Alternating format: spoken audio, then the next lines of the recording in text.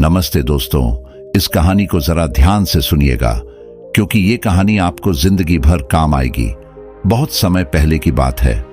गौतम बुद्ध हर बार की तरह किसी गांव से प्रवचन देकर अपने नगर की ओर लौट रहे थे। पर जब वह लौट रहे थे तो उन्होंने रास्ते में एक अजीब प्रकार का मौन महसूस किया। पूरे नगर में ऐसे सन्नाटे को देख बुद्ध ने लोगों से पूछा, पूरे नगर में ऐसा अजीब सा सन्नाटा कैसा पसरा हुआ है?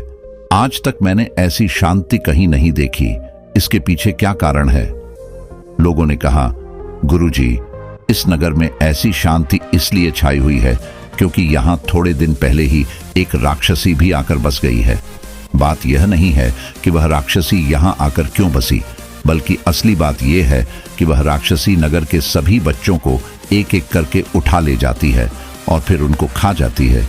इसी बात के चलते लोग हर पल दहशत में रहने लगे हैं। सभी अपने बच्चों के साथ घरों में दुबक कर रहने लगे हैं। जैसे ही बुद्ध ने यह सारी बात सुनी, उनकी आंखों में आंसू आ गए। वह सोचने लगे कि कैसे कोई इतना घिनौना काम करके खुश रह सकता है। बुद्ध ने अपने अनुयायियों को भेजकर उस राक्षसी के बारे में पता लगाया। बुद्ध को पता चला कि उसके भी 3 बच्चे थे और वह अपने तीनों बच्चों के साथ एक बड़ी गुफा में रहती थी। बुद्ध ने उसे सबक सिखाने की एक अलग तरकीब सोची।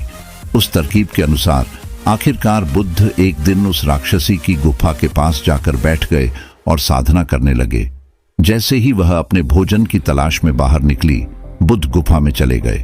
गुफा में बुद्ध ने देखा कि राक्षसी के 3 छोटे छोटे बच्चे खेल रहे थे। बुद्ध ने उन तीनों में से एक बच्चे को उठाया और वह नगर की ओर निकल गए।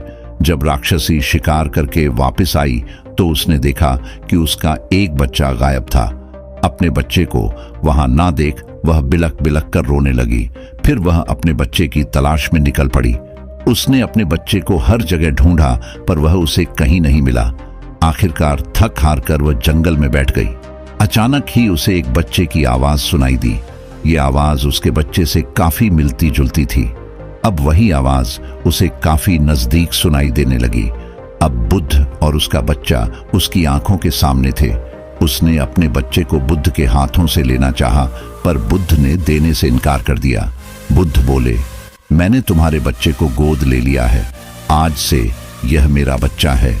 राक्षसी हाथ जोड़कर विनती करते हुए बोली, ऐसा मत कीजिए, मेरे बच्चे को मुझसे अलग मत कीजिए।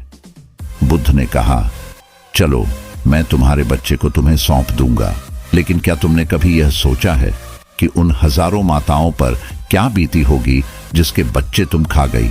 उस राक्षसी का सिर मानो शर्म के मारे एकदम झुक गया।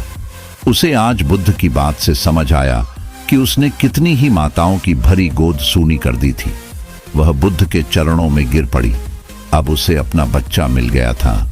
उसने उसी क्षण अपने अंदर के राक्षसी भाव को खत्म किया और हमेशा के लिए सन्यासी बन गई।